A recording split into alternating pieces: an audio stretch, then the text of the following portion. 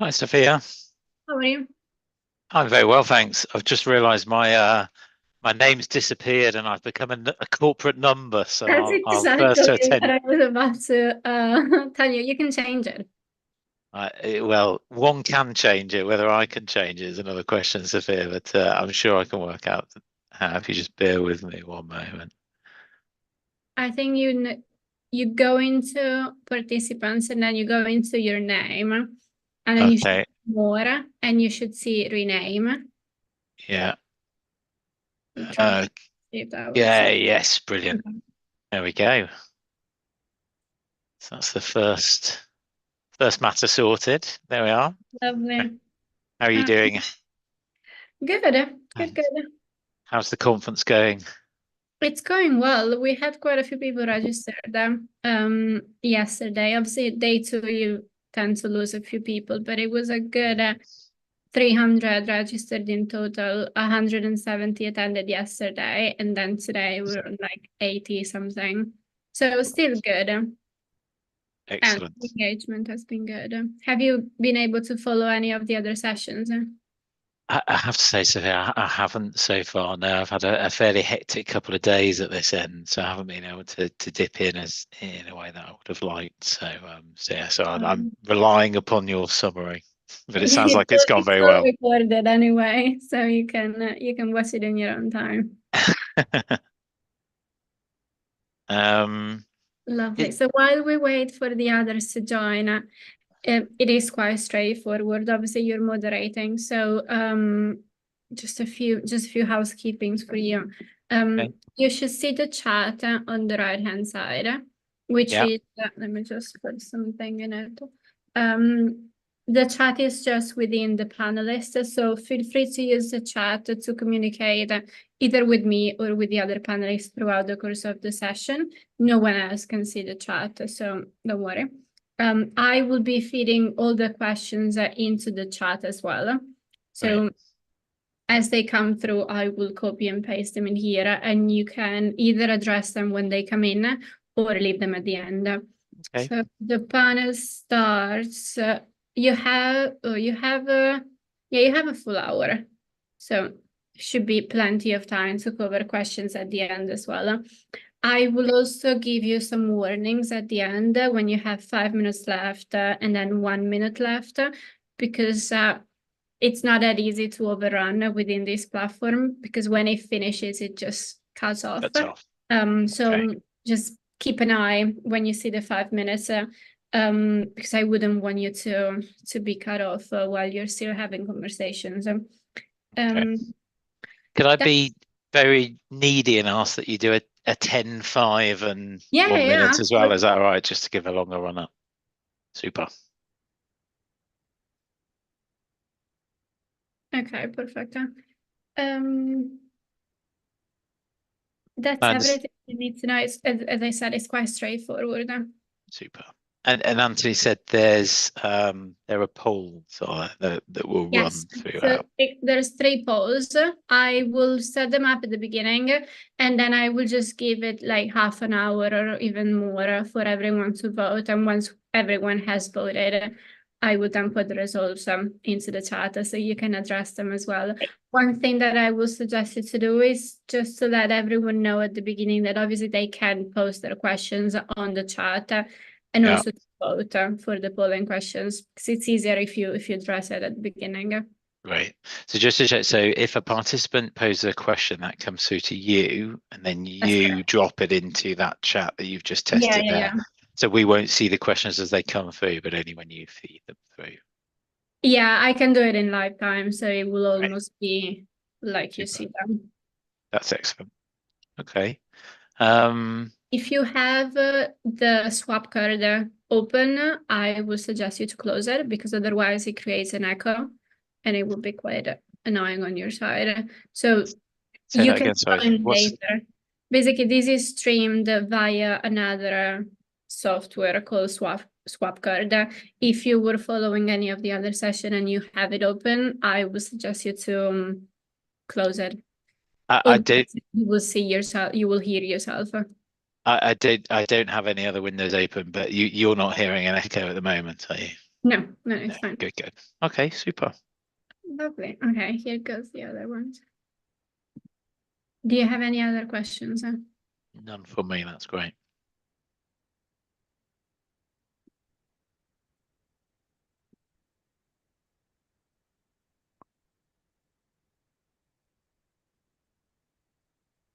Hi, Bev. Howdy, partner. How you doing? Very well. How was your journey home? A bit delayed, but not so much that I'd grumble about it. So it was relatively hassle-free and smooth. Thank you. Thanks again. I loved it. I didn't even It like was it. Thank you so much.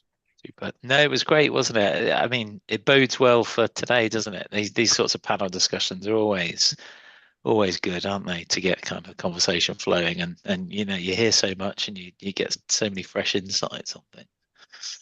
And I feel like the feedback that we got afterwards was absolutely fantastic. And I've got another one for you. So let's connect on that after Great. today. But I hope you're free the 20th and 21st of May. 20th and 20th. I can't think why not, but I'll check after this. Super.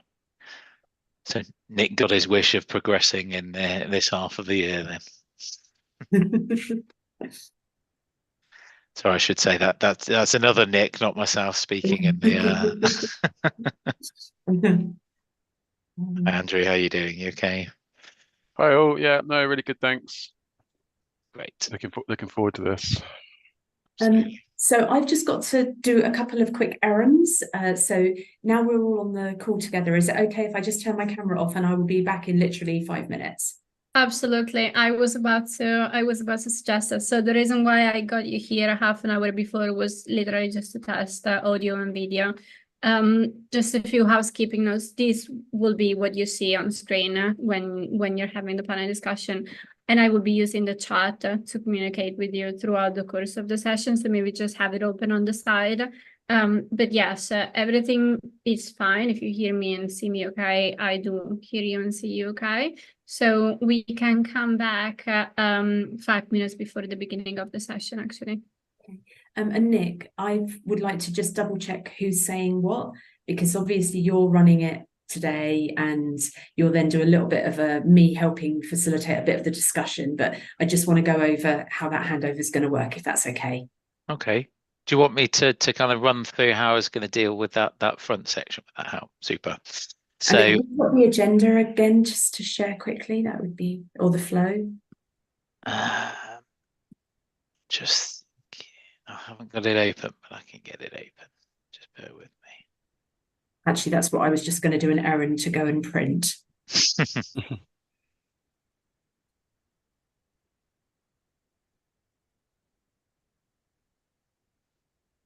Is Gabby still joining as well? We assume so. Hope so. Don't say that. Well, I she's am not on just the call. dropping her a note. So just That's fine. give it a couple of minutes.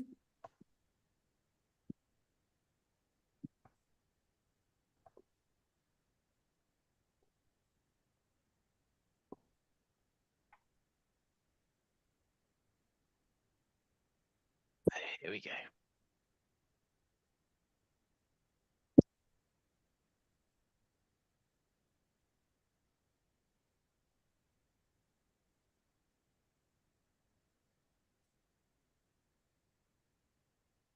So it's Sophia, it's saying host has disabled participant screen sharing. Let me give you access now.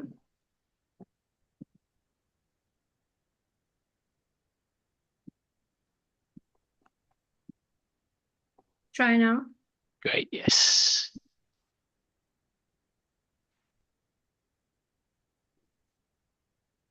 So hopefully you can see Ant's proposed agenda up on the screen. Would you mind just re-forwarding that to me? Because I'm going to print it out quickly. Thank you.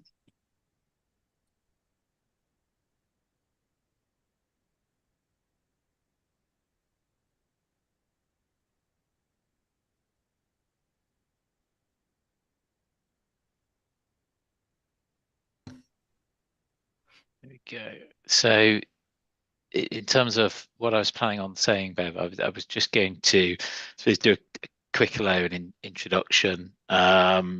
Just, I suppose, almost kind of jump in straight into saying, I suppose, some of the challenges with the topic, kind of getting hold of it, ordering it, beginning to work through that, and almost saying that pleased to be joined by the expert panel today to do just that, provide what we hope would be, I suppose, some really valuable insights in this area. I was going to say, chairing the panel for the discussion will be Dr. Bev Adams, Head of Client Engagement at Marsh Advisory. Bev will provide a bit more of an introduction herself, but she will be joined on the expert panel by Gabby Durish. Hi, Gabby, I can see you've joined just in time for me to say, have I pronounced that correctly? Yeah, I can't say it properly, but it's Durish. Okay. You have to roll the R, Nick. Oh, right. Okay. Well, 23 minutes probably isn't enough time for me to learn that. But so Gabby Durish, Global Head of Sustainability Solutions at Allianz Commercial. Andrew Forsyth, UK Head of Climate Resilience and Sustainability at Zurich Resilient Solutions. And finally, myself, Nick Barker, Environmental and Sustainability lawyer here at Waitmans. I was going to do a quick bit of housekeeping around polls and Q&As. And then just say, before I hand over the reins to Bev, I thought it'd be useful to provide a very brief overview of what we mean by climate change litigation, ESG litigation. I don't know if you want me to run through that now, but literally no more than kind of a couple of comments around that. And then at that point, Bev, if you're happy for me to do so, as I say, without further ado, hand over to Dr. Bev Adams to begin today's panel discussion. All I was thinking, Nick, is, are you going to show the ESG slide with all of the emerging litigation, all of the emerging rules and regulations? I hadn't planned on doing so, but I can do if you think it would be useful. I just think I was expecting in that kind of intro section for you to be talking about the LSE report and a bit of the emerging regs. And I was expecting that to take a decent amount of time, like, I don't know, 5-10 minutes. That's just what I'd thought to set the scene before we then got on to me just then going, well, let's just make it real and talk about a few case studies. And that's when we launch into the wider discussion bit. Right, apologies. So I hadn't prepped to go into too much detail in terms of the LSE report. I'd planned on saying, I suppose, the definition of climate change litigation, I suppose the breadth of the definition and what we're seeing kind of in an international context and the sorts of cases that we're seeing emerging. And then similarly in terms of ESG litigation, again, the breadth of the definition, the sorts of categories that we can see coming into it. Broader than that climate litigation piece. Before I thought maybe the panel discussion, when we start to kind of order and run through it, might be the best way of kind of tackling the detailed types almost, as opposed to giving any examples. I just think, to hit the point home, if you were to show the slide that has got the millions of types of legislation that people are having to make sure they align with, it almost in a way explains how easy it is to be confused and to get it wrong. And so then we get into sort of specific examples, just as an observation. Yeah, no, I can absolutely do that. So I'll pull that up in the bit of time that we have now. Thank you. But yeah, if you wouldn't mind just sharing this overview. When are the polls happening? I think Sophia, It's up to you. I can either upload them all at the beginning, or I can upload them at specific time throughout the course of the discussion. But I was thinking to add them at the beginning and then share the results halfway through. So we give half an hour to everyone to vote. But this is up to you.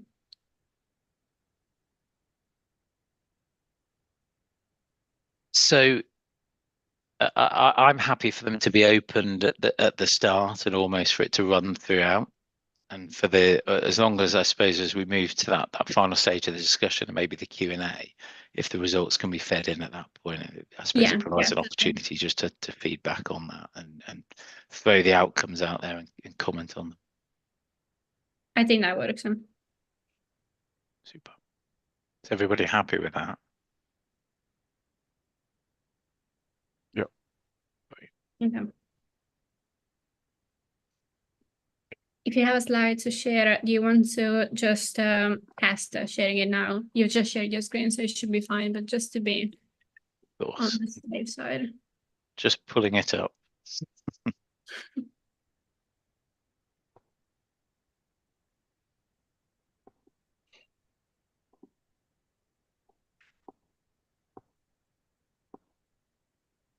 Just making sure I get the single side bit from yesterday as opposed to the wider slide deck.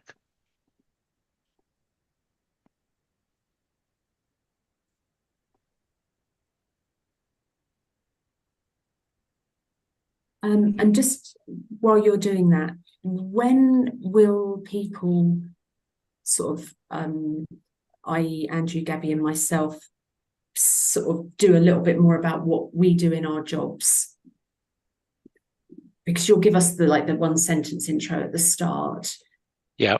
When did you want us to say a bit more about, or do you not want us to say a bit more about what we're doing day to day? No, I think that's a good idea. I thought we'd maybe say the kind of the first opportunity that somebody has a question put to them on a panel, maybe that's a kind of a natural moment to say a bit more about what they do and I suppose where the insights come from. Does that sound okay? Yeah, See, that's I why I can see. sort of prepared, yeah, something, just a little couple of sentences on that, the context, I guess, as well. And namely just as this disclaimer around some of the litigation stuff that we won't be talking about directly from our point of view, but linked to obviously, Nick, what you'll touch on. So that's a good slide. Super. So Bev, I'll share this at the start then, or rather, once we've got over the introduction, I'll put this slide up when I'm talking about definitions of climate change, litigation and ESG litigation, and just, I suppose, talk to that slide briefly, and just, I suppose it's that point, there's a kind of a groundswell of ESG policy and ESG regulation at an international but also UK level. There's been a huge amount of development in this space already, and looking towards the right hand side of that slide, you can see that the trajectory of things, and it's only going to get more complex. There's only going to be an increase in regulatory requirements, potential scope for litigation, or potential scope for issues to be raised in the event of non-compliance, as there's more and more mandatory regulation as opposed to voluntary standards. I think that's the key point really, in kind of feeding that back into where these risks arise. This is very Europe focused. I mean, isn't it a global audience?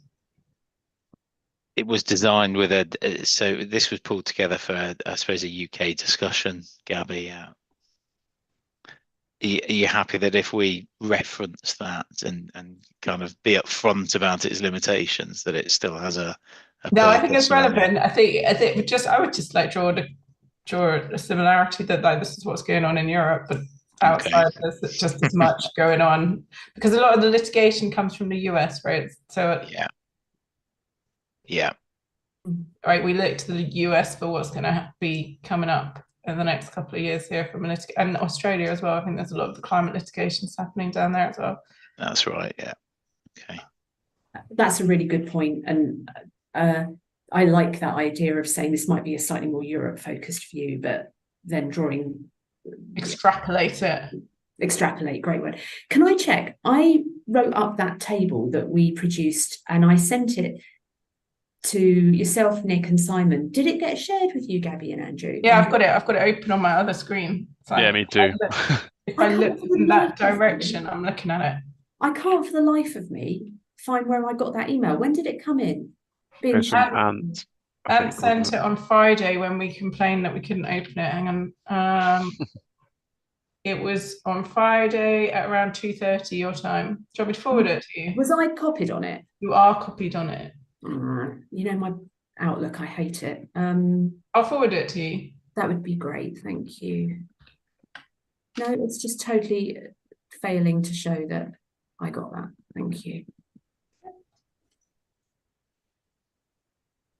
One thing, Nick, is you can share the slide in the presenter mode if you don't want all the PowerPoint thing to show up. It's really Okay. not there, but you have that as an option. Just looking for that. So with apologies, I just need to I actually need to run to the bathroom. I'll come back. I'll turn my camera off and I'll be back in a moment. Okay. Sophia, sorry, I can see share screen, but I can't see any other option that might. That's the one. So if you share your screen, then you go into PowerPoint and then you have the presenter mode, which will mean that the slide will just get bigger on the screen. And you Oh, right. Okay. So it's not a Zoom function. It's just not a Zoom function. Yeah, it's just within PowerPoint. But I think it will look better because you don't see anything else on the back of the slide, basically. Okay. So if I go into presenter mode to start with.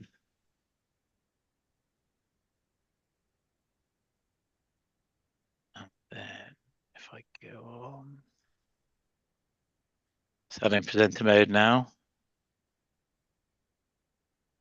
It is not, but It is you see at the bottom of the screen where you have display settings, there's four little, at the bottom where you were, on the right, there's four icons. That one, the one, slideshow.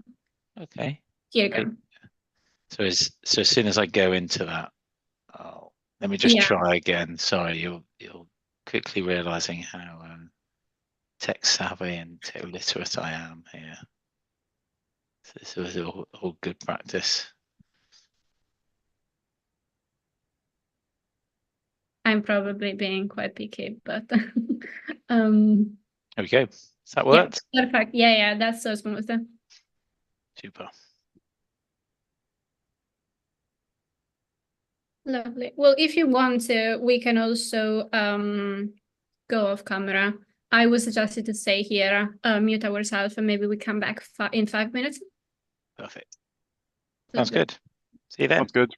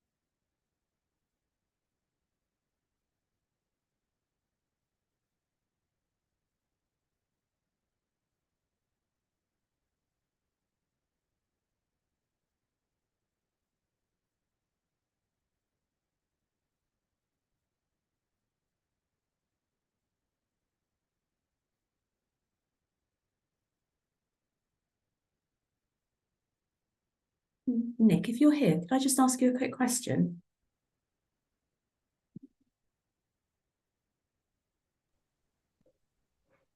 I'm Said, here. of course he can, then realised I was on mute. Thanks. So one of the ones that didn't crop up on our table was good old TCFD and side D cover. So if people haven't provided the right information as part of their TCFD disclosure, that's the whole reason why side D came together. But we didn't have that as one of our categories. In terms of enforcement for regulatory enforcement or Regulatory litigation for enforcement, non-disclosure.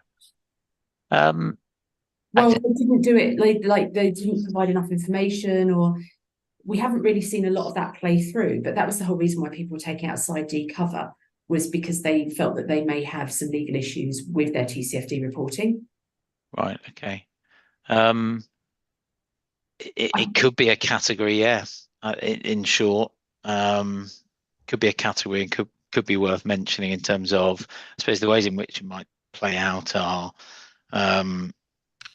enforcement for failure to comply with those reporting regulations, or I suppose thinking about, is it climate washing? You're not making a false or misleading claim. I suppose the issue is the lack of sufficient information. If you report on if you report TCF if you follow the TCFD recommendations that are coming into regulatory to be compulsory, you mean? I do. I mean that basically they've got the 4 pillars. You're meant to report against them. Yeah. If you're judged to have not provided sufficiently good reporting, or that people don't trust the origins of the data that you've submitted. We saw it with the stress testing that banks were doing, where it's then come back that they've had a letter from the regulators to say not good enough. It's not robust enough. Correct. But I think there's a couple of things, because it could be that, right, where they haven't done it properly, or it's not robust enough, or it's not audited or partially audited.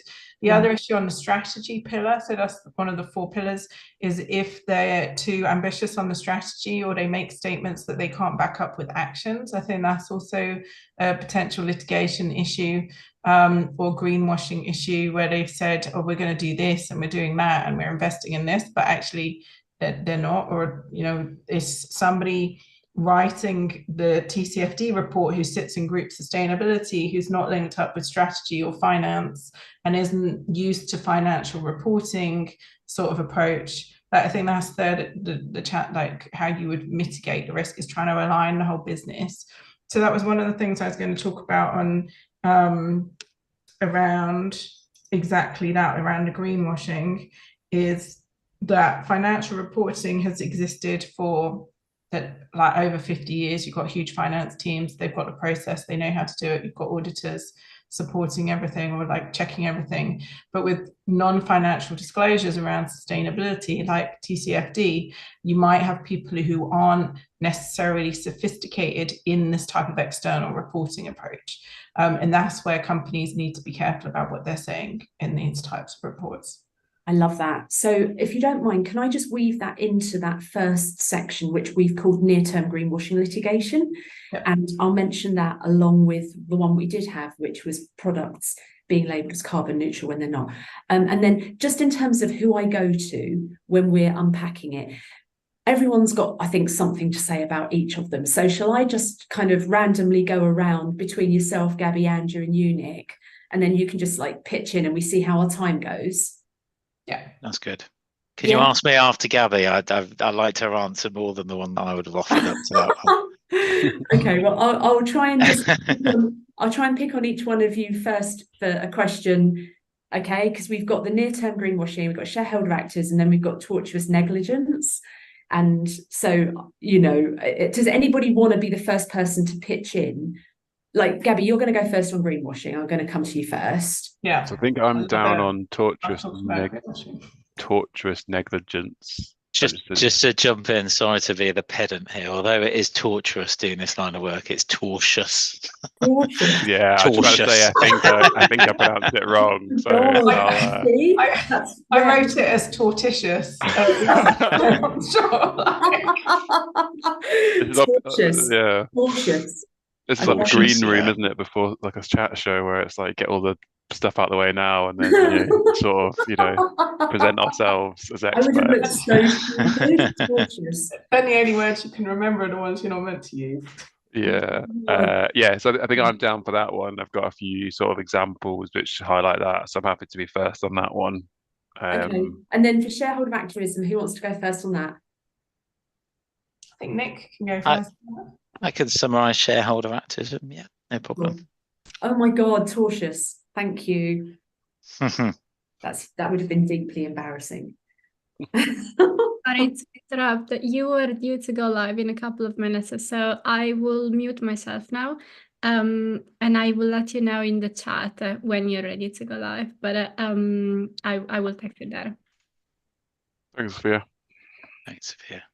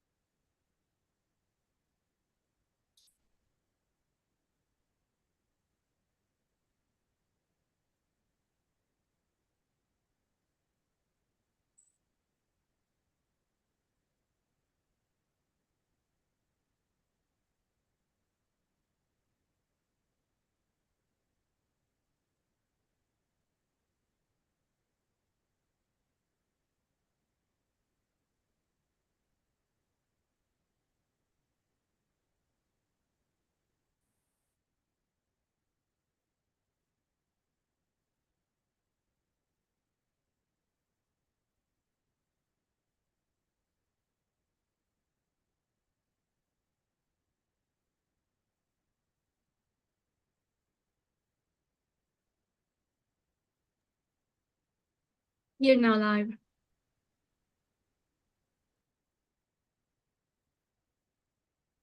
Good afternoon, everyone.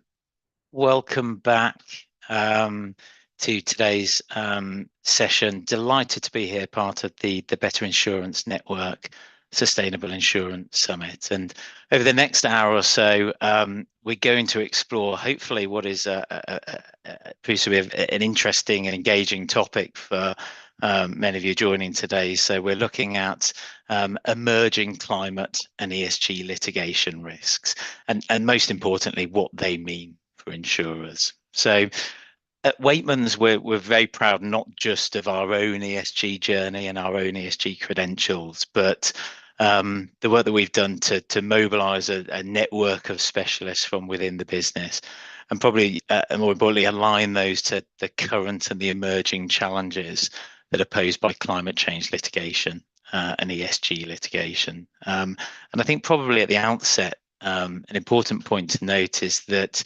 the very diverse nature of both of those topics, and it can sometimes feel like I suppose a full-time job just keeping up to date with this rapidly developing area, it can make it a difficult topic to get hold of that topic, to start to order different elements of it and begin to work through in terms of thinking, analysing and thinking, well, what does that mean for the insurance market?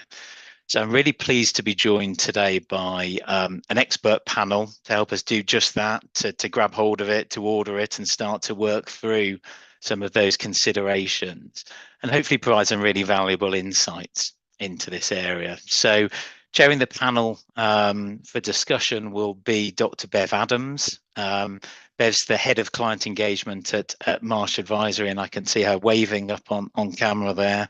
I'll hand over to Bev shortly, but Bev will also be joined by Gabby Durish. I couldn't quite roll the R, Gabby, as suggested there, but I gave it my best go. Gabby's the global head of sustainability solutions at Allianz Commercial. Andrew Forsyth, who's the UK head of climate resilience and sustainability at Zurich Resilient Solutions. And finally, I'm giving myself the tag of expert. My name's Nick Barker. I am an environmental and sustainability lawyer here at Waitmans. Just a very quick item of housekeeping before we jump in today's session. You'll be very familiar with the format by now, but there will be some polls that will appear in the event platform's live interaction box. My understanding is that those polls will be up and running shortly, and if you could give those some attention as the session progresses, then at the end we'll pick up on the results of those polls and try and reflect on some of the answers provided. There's also, as ever, a Q&A function available within the interaction box. So please, as we go through today, if you've got any questions, please do shout them out or type them in, as it were, and we'll look to pick up on as many of those as we can, time permitting, at the end of the panel discussion. So before I hand over the reins to Bev and we jump straight into that panel discussion, we thought it'd be useful to just provide a very brief overview of what we mean by climate change litigation and ESG litigation, some of the trends that we're seeing, and also put it into a context, I suppose, of what really is a groundswell of international and UK ESG policy and regulation. So it falls upon me to cover off a few of those initial points. So what is climate change litigation? What is ESG litigation? So with more and more litigation being pursued against not just state actors, but corporate actors, covering a really broad range of subject matter and a very wide range of legal arguments, as we'll come on to look at in due course. What do we mean by some of these terms? So there's some variation in terms of the definitions of applied, depending upon the particular research institute, for example, that you look to, or the particular international body that touches upon these. But for today's purposes and getting stuck straight into this, so climate change litigation, we're going to apply a definition, a relatively common definition, that it includes any case that appears before either a judicial or a quasi-judicial body. So that can include not just traditional courts, but also our arbitral tribunals, national human rights institutions, consumer and advertising standards watchdogs, which, when we specifically talk about some of the greenwashing risks that are emerging, are particularly relevant and particularly important to capture within that definition. And we're looking at cases before those bodies that can either be directly or indirectly linked to some form of human activity that alters the composition of the global atmosphere, and that's beyond natural climate variability that we might observe over comparable time periods. So it's a bit of a mouthful there in terms of the definition of climate change litigation, but I suppose the initial observation to make there, or initial couple of observations to make, is that climate change doesn't always present itself as the central issue in some of these pieces of litigation that are classed as climate change litigation. It can present itself, I suppose, as a secondary issue or an indirect issue.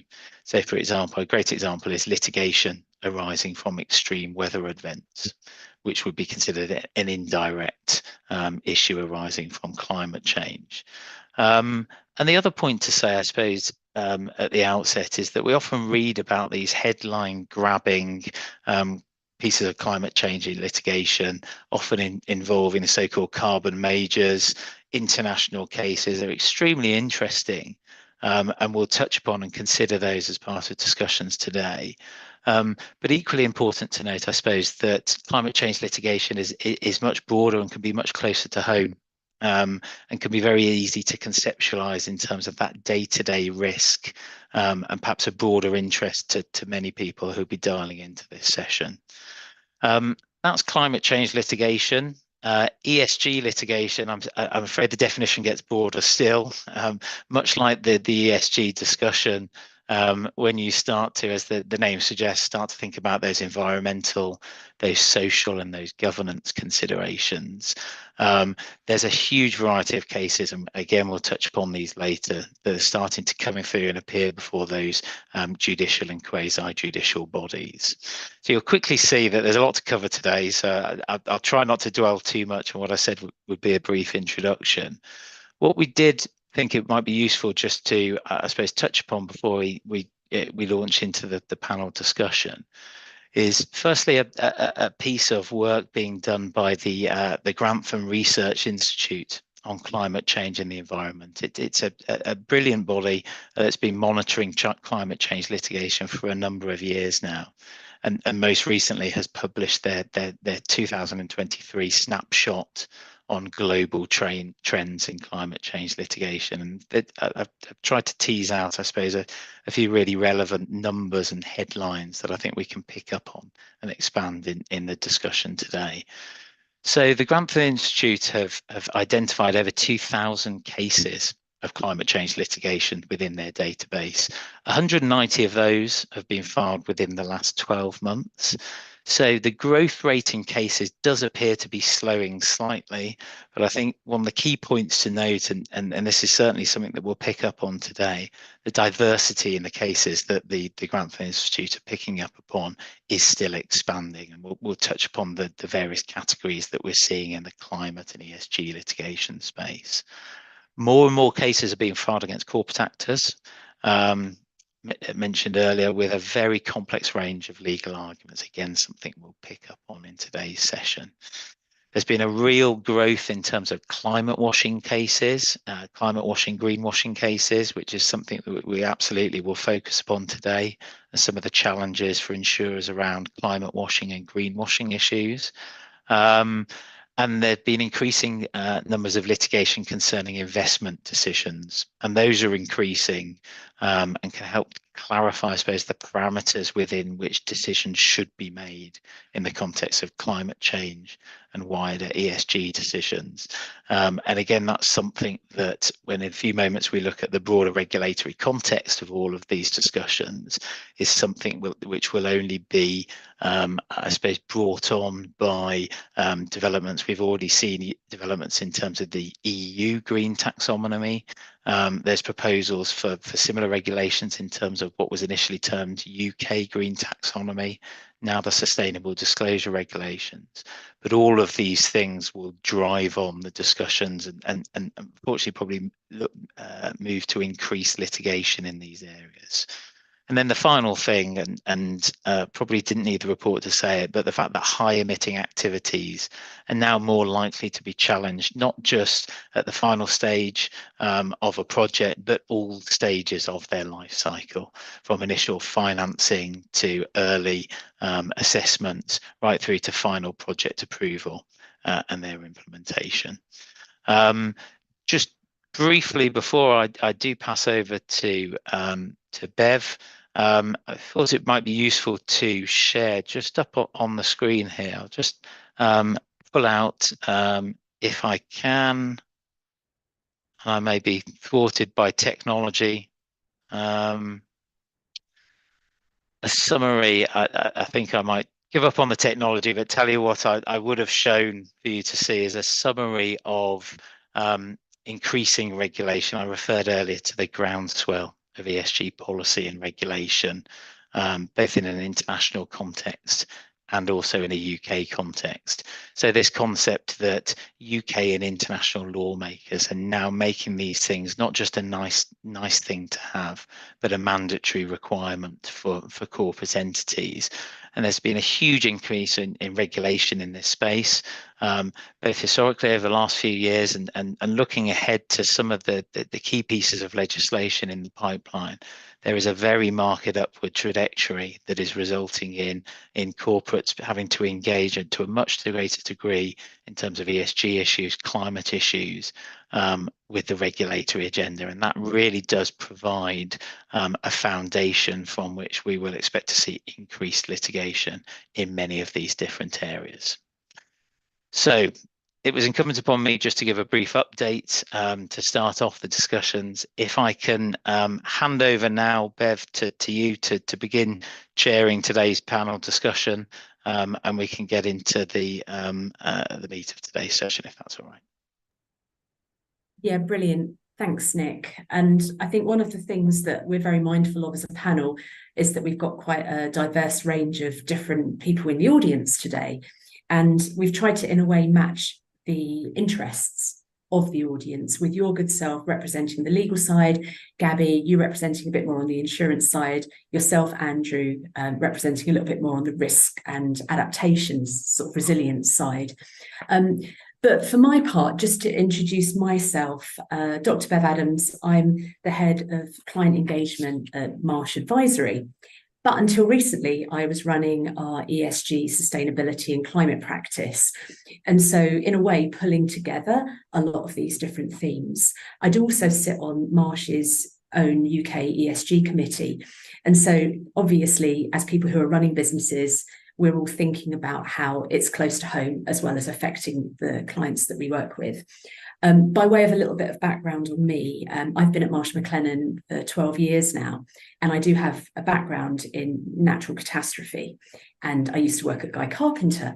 And so this journey of how climate is affecting insurance, how it's affecting risk management, is deeply ingrained within me as a person. And indeed, it's what my PhD was in many, many moons ago. And so it's really fantastic, Nick, to have the opportunity to, in a way, work with our panel to take stock and think about what's really front of mind now, and then what should our audience be thinking about going forward. So we've done our homework as a panel coming into today, and what we thought would be most interesting for all of you in the audience would be if we brought some examples to life and we, in a way, debated things that you might have seen in the news or things that you might have just thought about in your day-to-day travels and think, has that actually led to climate litigation? So what we're going to do is we're going to work through a few of these, and everybody's going to pitch in and just provide their professional view. So if I can get cracking with the first one that we had on our list, which is a near-term concern for many, many businesses around greenwashing litigation. And that might take the form of something like lack of evidence, where you have a product and it's been labelled as carbon neutral when in fact it isn't. So, I mean, let's just take that one as an example. And I think I'm going to start with you, Gabby, Nick, to talk a little bit about what you're thinking and feeling about that. Hi, thanks, Bev. So, hi, everyone. So, my name is Gabrielle Derish. As Nick introduced me, I'm the Global Head of Sustainability Solutions at Allianz Commercial. My role has been set up to support customers in their sustainability agendas and creating solutions, risk transfer solutions or resilience solutions to support the actions that they're taking towards sustainability. And I think one of the big things here, the link in, is the commitments and the statements that they're making around net zero, around green products, around carbon neutrality, and the supporting evidence that they have in case it's questioned or in case it's challenged. One of the things then that we're looking at, or that a customer or company needs to pay attention to, is the statements that they're making and the evidence behind it. So I think that's what Bev was alluding to. If they're saying that a product is net zero, or it's labeled on a packaging, what exactly is it about it that's net zero? There was a case recently where Evian had labeled some water or packaged water carbon neutral. And I think the challenge was, how can the product be carbon neutral if it has been flown from wherever it was produced to the US?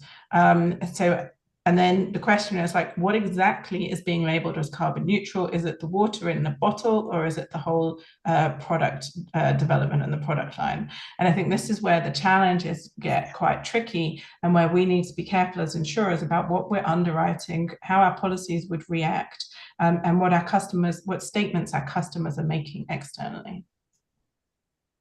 Thanks, Gabby. And I mean, in terms of practical steps that you might see an organisation take to help put those controls in place, I mean, Andrew, would you like to say a few words about that?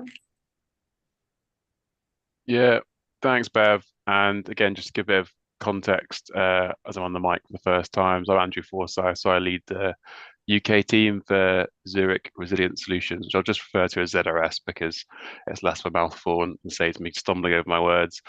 So at ZRS, we are focused on, as an advisory service, so we're born out of Zurich Insurance as our essential big brother, as it were, but we've been around in one form or another for about 100 years, helping customers with their risk. So yeah, we're very much in the trying to help customers link together ESG, sustainability, and risk. You know, as Gabby's alluded to, you know, the insurance industry, we're fundamentally here about risk transfer, so we can all get on with our day to day. You know, I like to say to customers and my team, you know, so risk is what's left, you know, when you've thought of everything, which I'm sure we're all very familiar with as we go forward. So particular on greenwashing, I think just so that we can leave you all with something, you know, you feel you've learned something today, and new terms you can talk about over dinner tables or in the pub afterwards. There's a few different ways of looking at greenwashing, and Gabby's talked about a couple of them actually. So greenwashing is the general term that, you know, we're very familiar with, or we start to hear more about. I think where that plays out is we've got green wishing is another term. So a lot of people using net zero targets as essentially the fashionable thing to do. You know, we've had our climate emergencies, and we saw all the good that did in the world. A net zero target seemed to be the next thing that it seems fashionable to set a net zero target. And as Gabby alluded to, we're now getting to a point where that's being unpicked. The robustness of how that target was set, how that target is going to be achieved, is really at risk. I think the other side of that, which is where we are encountering a lot of our customers, is on green hushing, which essentially is not really saying anything. It's not really, whether that's intentionally or unintentionally, because of fear of greenwashing, because of fear of potential saying the wrong thing or setting the wrong target. And there's a lot of paralysis, I guess, of action in terms of not really knowing whether they should be net zero or they should be carbon neutral or should be by offsets, and what the risk is to that. And I think the complexity around that and the fears of greenwashing is certainly something I'm seeing with our customers in terms of being able to be confident in future projections and future plans. Thanks, Andrew. And I guess for me in my role, I sit in strategic risk. And so ensuring that ExCos can have proper discussions around the right things to do and make sure that they are developing a robust strategy that's underpinned by evidence and good practice has to be the goal here. And that's where I think advisory businesses like yours and mine were in a good place to help with that.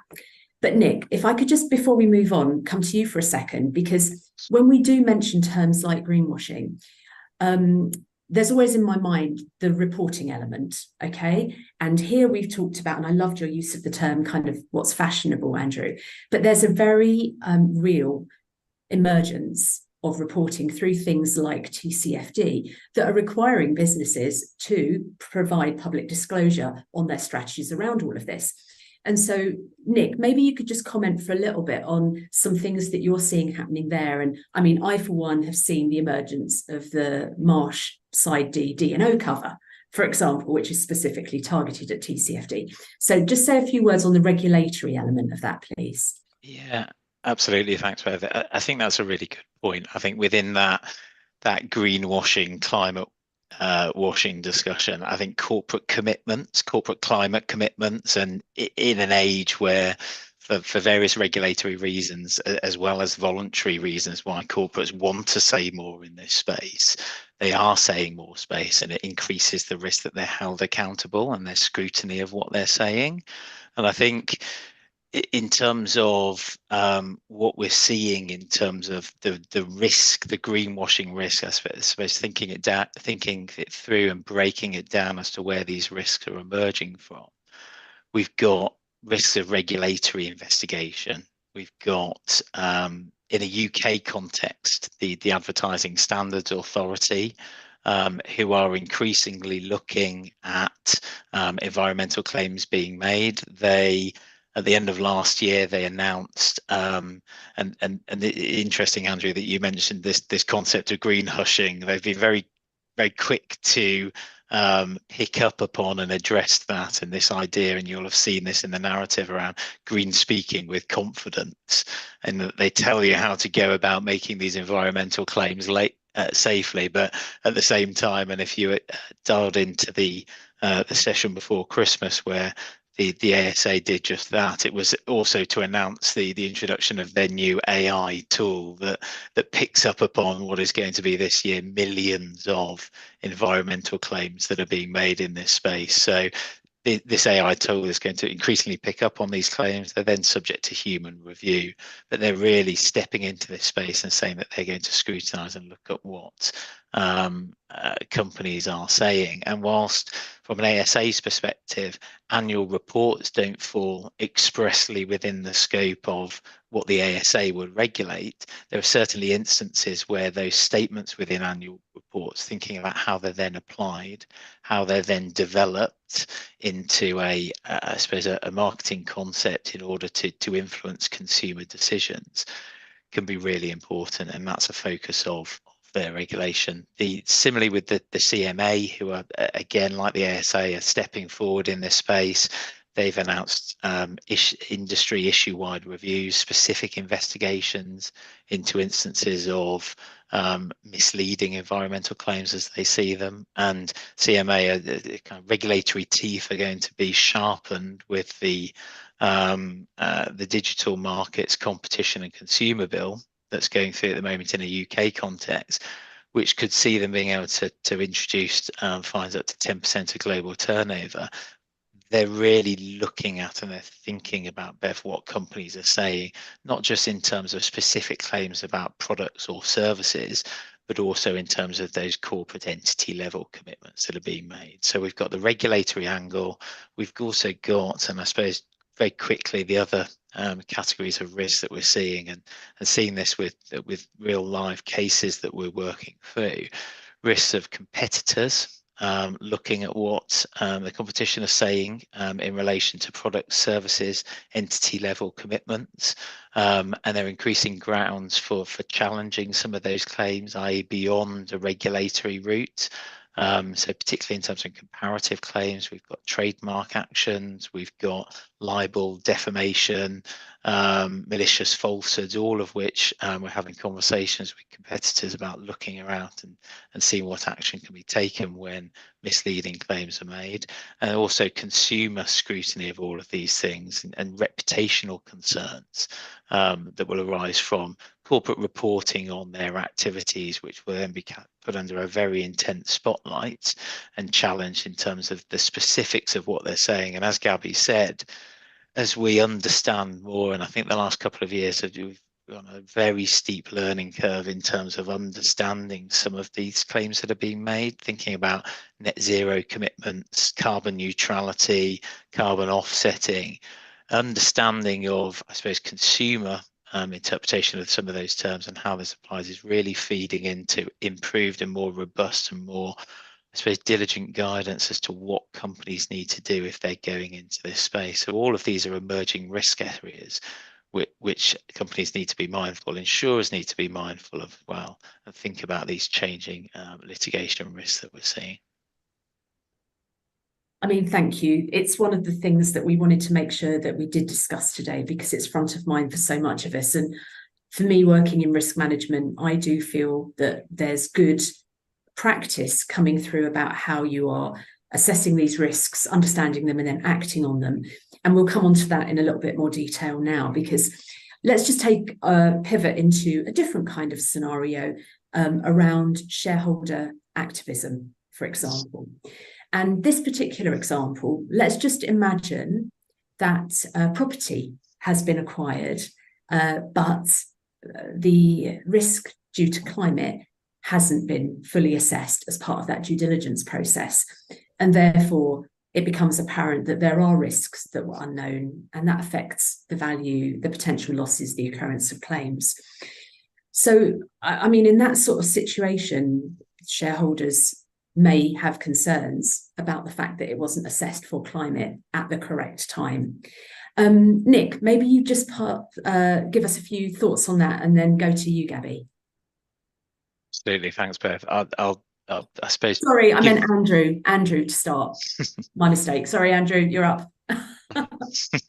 That's all right. I'll give Nick's voice a rest for after his really good summary before. So yeah, so property and buildings is certainly something, you know, well within what we do with customers. Looking, you know, at the broader level, starting off at, you know, portfolio level, looking to identify and prioritize, you know, what the physical risks around climate change may be for those buildings, and therefore what actions and adaptation measures need to take place. And I think the way Bev's outlined is really interesting, because it hits upon quite a core part of what we see a lot of the time when we talk to customers, especially at a senior level, in terms of we're talking in our climate risk assessments on whether it's a portfolio of buildings or particular assets around time horizons with 10, 20, 30, 40, even 50 years, which is really interesting because the company's executives or those who are managing that risk or managing that decision or that budget may well be somewhere, you know, on a beach or playing golf by the time that risk is actually realized. In terms of adaptation measures, unfortunately, don't get, you know, an instant return. You know, this is a risk mitigation measure which is looking to essentially look at the cost of not doing something as well, rather than trying to say the cost of doing it right now. So I think it touches on a really interesting aspect around, especially property, where there are quite short cycles potentially of ownership, or looking to increase value and sell on and move portfolios around, where accountability and responsibility, and I guess then the question there of governance, which, you know, I guess we can talk on. So that's a starter for 10 there, Bev. That's great. Thanks. Gabby, what would you like to add? Yeah, maybe so. In one of my previous lives, I actually did due diligence in M&A. So I think it's something that's quite relevant in this topic. So whilst I was doing financial due diligence, where you check all the business plans and the historical financial information, what I think there needs to be more and more of now is climate change due diligence or resilience due diligence. So if somebody's investing in a portfolio of properties or a large organization with many assets in different locations, what is their exposure to climate change? What are the potential issues that they might see in 10 years' time that would devalue that investment? Because that's when you could potentially have a shareholder action, because the shareholders have lost their the value of the investment and they challenge the directors' decisions. And so that's where we need to start to make sure organizations are already doing this type of climate change due diligence, natural hazard due diligence. Because the other thing that they need to take into consideration is, even if the value of the property remains the same, is it going to be insurable? And if it can't be insured, is that a challenge then to sell it or to on the profitability? And then the final thing I think around this is also investing in particular areas where you might see social migration, because not because of weather events where the buildings can be damaged, like hurricanes or storms or sea level rise, but heat. So if the heat becomes unbearable for populations and communities, they might move away from where you're investing in the property, and therefore the value of the property drops because there's no other infrastructure around it that's being used anymore. And I love the fact that you've, in a way, taken our minds into the domain of the different kind of climate perils that could be affecting properties. And certainly from where I'm sitting in our work on physical climate modelling, we do physical climate due diligence. We are considering the usual things like flood stress, things like windstorm, things like wildfire. But increasingly, we're now considering things like heat stress, and one that came up recently, things like access to water availability. And clearly there's been some reports in the press, particularly in the US, around water rights, access to water. And so to me, there are a whole bunch of those kind of considerations, which we've very much seen hitting the headlines, along with the usual stuff like, has the property had a claim, has it had a flood, has it had sort of hurricane damage? So for me, Nick, this kind of comes into the area that I'm really interested in, which is if we do fast forward the clock and 5-10 years down the line, you're seeing these kind of issues that Gabby's mentioned. How does that then play through? It's a really good question, Bev, and I think it's I really like your summary because it brings it back to, I suppose, the risk arising from shareholder action. Not to oversimplify a very complex area, but it's really looking at whether or not the directors of a company are making decisions, taking action in the best interest of that company, and that's very much a question that's answered with reference to understanding at a particular point in time, understanding as to what others are doing in that space, what might a company do in order to assess these emerging climate and wider ESG risks, and all those things that you've just mentioned there, Bev. And sometimes quite useful. I know lots of people have talked about the Client Earth case that was filed against the Shell board of directors, and it's been talked about a lot. And last year, when we had the rejection of the case by the High Court, and then subsequently the refusal by the Court of Appeal to hear the appeal against that decision. In some senses, people thought, oh, well, maybe this isn't an avenue to pursue. Maybe this is, not potentially as much of a risk as we thought it might be. But I think in terms of looking at some of the comments from that judgment, at a high level, the court looked at, I suppose, whether or not the directors of Shell's decisions fell inside the range of reasonable responses to climate change risk as was presenting to Shell at a particular time in history, and particular focus in terms of rejection of the case by the High Court. Particular focus was on the fact that, well, Shell had a net zero strategy, and Shell had conducted an assessment of its climate risks. And so at that point, the court found it difficult to say that threshold as to what the directors were required to do hadn't been met. Now, back to the point, Bev, of, well, what is that reasonable range of responses as that changes? That will inform how those questions are answered in a litigious context. Again, back to the point around reporting, which was a really good point, and I think can be referenced throughout these discussions. As companies are required to do more in terms of corporate reporting, so it's moving away from disclosures in terms of energy emissions, disclosures simply in relation to climate-related financial risk, as we're now moving towards through the likes of international standards, ISSB, and European, for example, mandatory company reporting obligations under the Corporate Sustainability Reporting Directive. you'll see a much more extensive set of requirements upon companies to report against some of these disclosures. So it's not just a principles-based reporting system. We're seeing more detailed, replicable requirements to meet standards now, which are being introduced. And as all of that starts to come through, and it starts to set a higher bar, I suppose, is what I'm saying, in terms of what companies have to be doing in order to comply with regulatory requirements.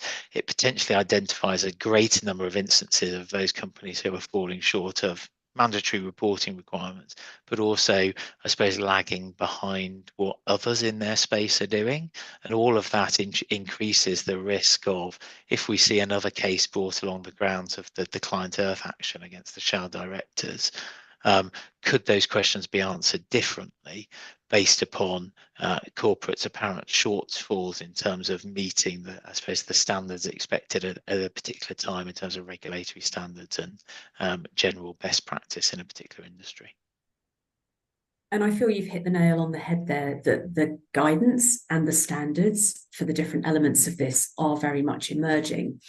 And I think one of the key questions that we're quite often asked is, now that I have done modelling and I understand, for example, that I do have risk and I do understand when it's set to emerge, when do I need to act upon that risk? When do I need to think about adaptation? When do I need to think about resilience? Because quite often there's a lead time with thinking about doing the business case, raising the capital, etc. So that whole idea of timeliness at the moment is something that we're being sort of asked about a lot. But sticking with the topic of action and the need to think about when to act, let's just pivot onto a slightly different type of event now. And let's pick up what you said, Gabby, about heat.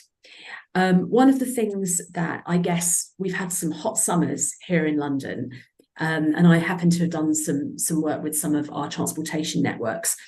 And, you know, when you're standing on the platform at the tube station and it's really, really hot down there, it's one of the things that increasingly pops into my mind as somebody who's a commuter, which is how are and should businesses be acting to make sure that they provide the right kinds of information to travellers, that they explain that climate can cause people to come unwell.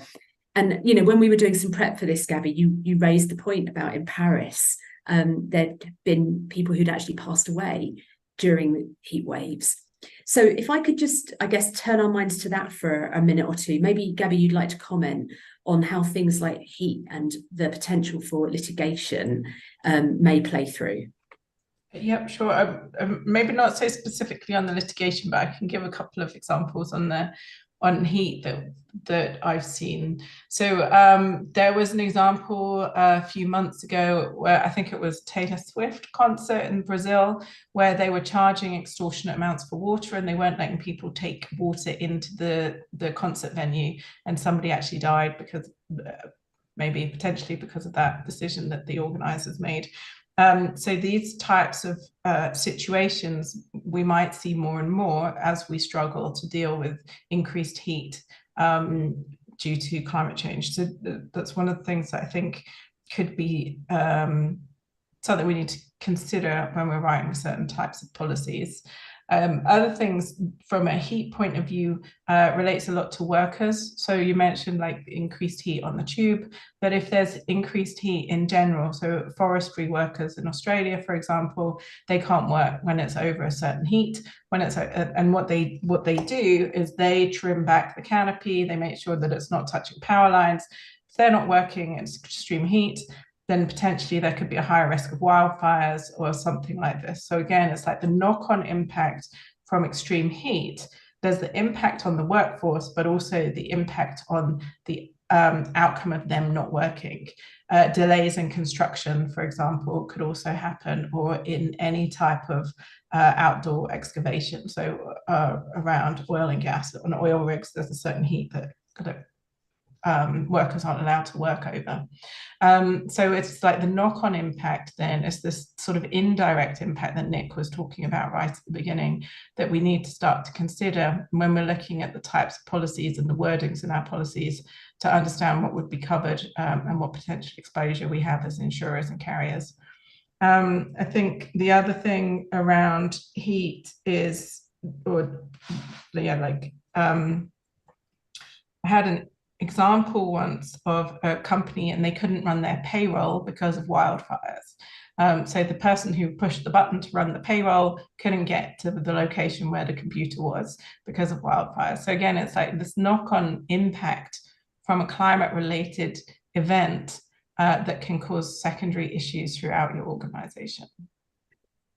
And I'm going to come to you now, Andrew, because that link between event, insurable risk, and then risk management, in my mind, some things you can manage through risk transfer, other things you need to manage through good operational practice, business continuity, resilience, crisis plans, etc. And so I guess for me, I'd really appreciate your comment on how you're seeing those join-ups happening within businesses. Yeah, no, thanks, Bev. And I think it builds really neatly on what Gabby was saying and maybe brings it to life in a case study. And again, it won't be sort of a direct link to our litigation, but it sure enough sets the foundations. You can see how the domino effect and the interconnectedness of all this. So essentially the fundamental point I guess we're all trying to get across here is that whether it's physical risk or climate risk, it's everyone's business. Whether you sit in a climate team in a business or not, the effects are going to be there. We are seeing them now. We're going to increasingly see them. So one example of what we've been doing with some customers is in the local authority or council space, whereby and that's juxtaposed to, say, working with a property company. With a property company, a lot of the buildings have the same usage. There's very similar risk profiles, maybe clustered around locations. If you look at a council and we're doing the same climate risk assessment, looking at different perils and weathers over the next 10 to 50 years, the building is important and the location is important, but actually the usage of that building is of paramount importance, whether that's a school, for instance, or a hospital, or a leisure facility run by the council, which is really important for recreational, physical, mental health for the community. You can quite quickly see how a lack of resilience to, say, extreme heat or flooding, whatever it may be, and it causes either a hospital or a school to close for an extended period of time.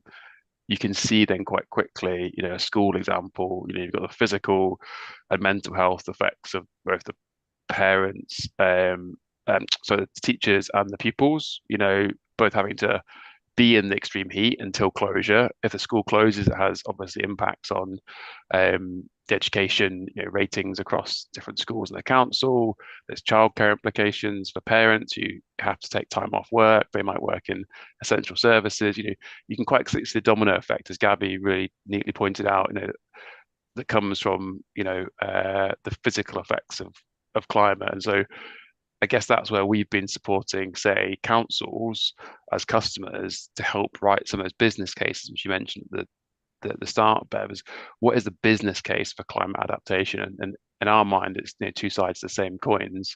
Absolutely, mitigation, reducing emissions, electric vehicles, solar panels are brilliant, but putting solar panels on a roof that's heavily exposed to wind and they're going to be blown off in the next big storm is not a great solution.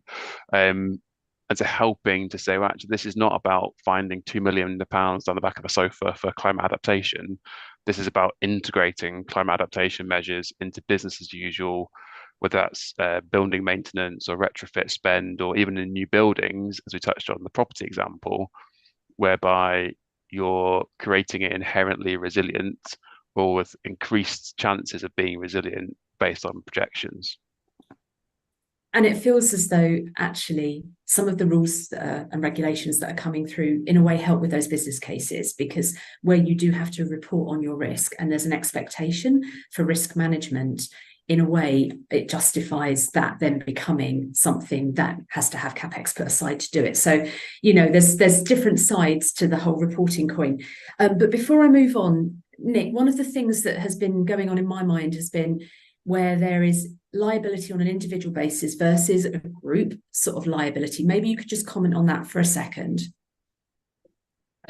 Absolutely. I think it's in terms of potential actions against corporate, individual or group actions. I think I suppose looking at the basis of those actions, and I think in terms of preparation for this, we talked about these tortious duties and these tortious avenues for claims against companies. So that's this idea. So extending beyond I suppose a breach of contract.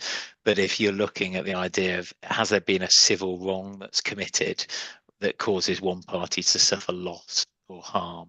And if so, then the liable party must provide a legal remedy. Now that can potentially apply to an individual as much as it can apply to a group of individuals. And certainly we're seeing, in terms of the space around climate change litigation and ESG litigation in the broader sense, there's an increasing appetite for a number of law firms, a number of NGOs to potentially group together multiple claims founded on a similar cause of action in relation to a wider class of individuals, contributing towards strategic smart litigation, sometimes referred to, and it makes it a much more powerful movement and a much more compelling claim that can be brought against corporate actors. And I suppose it still then goes back to an assessment of, quite often, particularly with the traditional causes of action within tort, so ideas of negligence as a subset of that, product liability questions. Often there's a focus on duties of care, and duties of care that are owed to individuals or a group of individuals, and all of those things that Andrew just talked to then, in terms of how those risks can be managed and the exercises that can be undertaken, are, I suppose, the hallmarks of thinking about that question around, 10 years down the line, 20 years down the time, thinking about questions as to whether or not a company has acted in accordance with a duty of care to an individual or a group of individuals. There are going to be questions as to what ought the company have foreseen at the particular time a decision was taken. And I think, again, much like a number of the other discussions we've had, it's about being aware of these emerging risks and these emerging concepts and not being caught flat-footed. And then in terms of thinking about acting reasonably, now the existence of a duty of care doesn't mandate perfect behaviour, but this question of what is reasonable in the context of a reasonably foreseeable risk is the important one, and that will apply to individuals. It will apply to wider groups, classes of individuals, either now or at a future date. So I think those are the kind of key elements that need to be thought about in that space. Thank you. And I mean, each case study that we pick up, it brings a new light into this discussion. And one of the things that I'm very mindful of is that as we see increasing appetite to do green designs, to develop sustainable buildings, and in a way look to the future of weaving sustainability and ESG into sort of every element of our society. From a PI standpoint, as we see new designs coming through, maybe we could just, as a group, and starting with you, Gabby, say a few words about how that might be woven in. Because I guess, again, looking back at the news, we all saw events like there was an apartment block in Florida that collapsed. So the lifespan of buildings, how do we make sure that's thought about? Where we've got, I mentioned the example of things like shortfalls in groundwater, that doesn't just stop water day to day, it actually destabilizes and causes subsidence. And so how do we make sure that those kind of considerations are being woven in by the designers, the architects, and all those other professionals who touch these kind of new and emerging sustainability initiatives? Yeah, I mean, I think here that's where insurers and brokers can leverage their risk engineering teams. So I think from the risk engineering side, you see a lot of these types of examples. You understand stresses that are being placed on buildings with the impact of climate change. So the soil degradation is a good one. It's quite often overlooked when we're talking about climate change. Again, we talk about the weather, we talk about increased wind, increased storms, starting to talk about heat, but we're not talking about soil degradation and how that might impact the stability of buildings. So the challenge here is to work with the organizations that write the building codes. So the building codes that exist now probably aren't robust enough for the next 20 or 30 years. So how do we leverage the knowledge that we have and the work that we're doing on the risk engineering side to support a change in building codes? I think Andrew touched on it earlier as well, like as buildings are being designed, there needs to be an additional focus on resilience. And that's one of the things that we talk about quite often at Allianz, is how can we link all of our expertise up with other organizations to influence this type of change in planning and thought process. Thank you. And I mean, we obviously, as people who work in insurance and have a good knowledge of risk engineering, are always thinking about adaptation, resilience measures. And indeed, it prompted us at Marsh Advisory to develop the resilience playbook a year or so ago, so that it's not just modelling, it's not just talk, it's not just surveys, but then it's good guidance. And I think that's one of the things that when you go and look at the guidance available globally, we all know we've got things like the Property Flood Resilience Code, but when you start delving into those other perils, it's not as easy to get your arms around the ways to manage things like, I don't know, heat stress or subsidence. But that's the building side of things. The last case study I wanted to cover quickly is around product design and product failure. And what we're increasingly seeing is the materials being used to produce things that sit on the shelves at the supermarket. It's all changing. And to what degree has that really led to any kind of issue? And Nick, maybe you could lead off with that one, and noting that we've also been asked a question about which area do we see the biggest potential growth of litigation in. Maybe you could, in a way, lead us a bit into that as well. Yeah, absolutely. I think it's in terms of the product design and product considerations, these sorts of things really are kind of front and center in terms of thinking about that longer term piece. And I think it kind of links back to those last comments in terms of where those potential causes of action lie from individuals or groups of individuals, consumers. And I suppose product liability questions are always front and center in terms of this space. There's lots of international litigation being brought, say, for example, cases being brought against German car manufacturers at the moment in terms of the continued production of combustion engines as opposed to the move to the electric fleet. It will always be something that will be front and center in terms of those product liability claims. That's something to bear in mind. I think it's in terms of how it needs to be considered in terms of the short term and that potential risk and how that impacts upon, I suppose, consideration of risks under relevant insurance policies. I think it probably goes to a wider point, Bev. It's, I suppose, kind of teasing out a few of the points that we've touched upon today.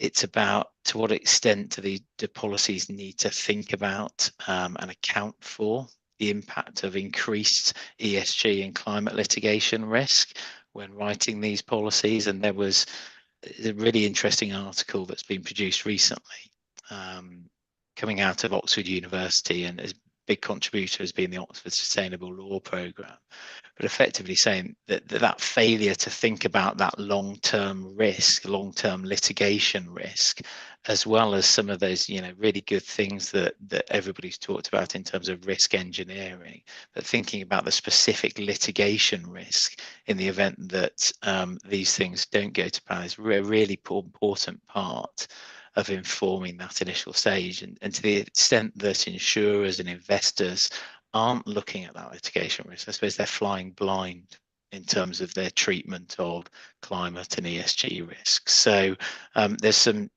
quite innovative and creative ways in which insurers, investors can start to think about these things, quantitative approaches, looking at the potential impact of, for example, a kind of a product liability, a widespread product liability claim, of which there have been many examples in recent years, we all know, for example, the VW emissions scandal, is a wonderful example, and everybody knows about the immediate and long-term impact upon share price. Is a wonderful way of thinking about the actual risk associated with some of these issues, and needs to be thought about up front. There's social costs of carbon approaches. There's attribution of climate change damages and costs of accelerated mitigation schemes. So it's all, I suppose, in answer to your question, Bev, it's all about thinking about that longer term exercise, and how do we start to look at these potential claims and these potential body of claims 5, 10, 20 years down the line, in order to properly appraise those risk levels now. And I think that litigation risk is probably not being given the attention it perhaps ought to do, ought to be given at this stage, given the shifts and the change in emphasis that we're seeing. And I know that we've just got a couple of minutes left, so I'm going to come to you, Gabby, you, Andrew, just for final words. But to me, Nick, my final words would be that idea of relooking at your risk register through this lens. That's absolutely right, Beth. Sorry, you've frozen on my screen, but I think the comment was there. Relooking at. I don't think registers. It's nice to have. Yeah. So that's Gabby, Andrew. Last comments before I hand it back to you, Nick, to close. I would just say, like, one thing that insurers need to do around this topic is to understand the commitments or the ambitions that the customers are making and the steps that they're going to take to get there, and then look at where climate litigation could impact, so that they understand the potential exposure or the challenge that we're facing. Yeah, bang on. Okay, Andrew? Yeah. I think probably summary for me is that ESG, sustainability, net zero, whatever I'm talking about it, is a risk topic. It is a risk topic that is taken seriously, and it's really important to consider the risk of not taking action, which I think then has been spelled out, in a number of different examples today.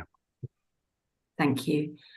So Nick, let me hand it back to you to close it off today, but thanks very much for the opportunity to actually just have a great hour with you all unpacking this and hopefully sharing some really good insights with everybody else on what we're seeing happening in practice. Over to you, Nick. Thanks, Bev. I always really enjoy these sorts of discussions, and there's so many important takeaways, and I won't repeat the summaries provided there. I suppose just briefly and reflecting upon some of the polls that have been running in the background, and some of the results that we've had, and conscious will have cut off at 3 o'clock. But first question was, how well do you understand the links between climate risks and climate litigation? I suppose it's the sort of poll result you might want to see at the start of a session like this, insofar as nobody said that they had a good understanding. Half of you said that you get it, but there are gaps in your understanding, and half of you were very honest in just saying you're confused at the moment. So I really hope the discussions today have helped in terms of kind of understanding the lay of the land a bit, providing some order to it, and giving some really useful market insights there. Because I think, just very quickly, what the next poll question was looking at, well, how big an impact do you expect climate litigation to have on liability portfolios and exposures over the next 5 years? Slightly more reassuring numbers. A quarter of you thought that there would be a significant increase in exposures.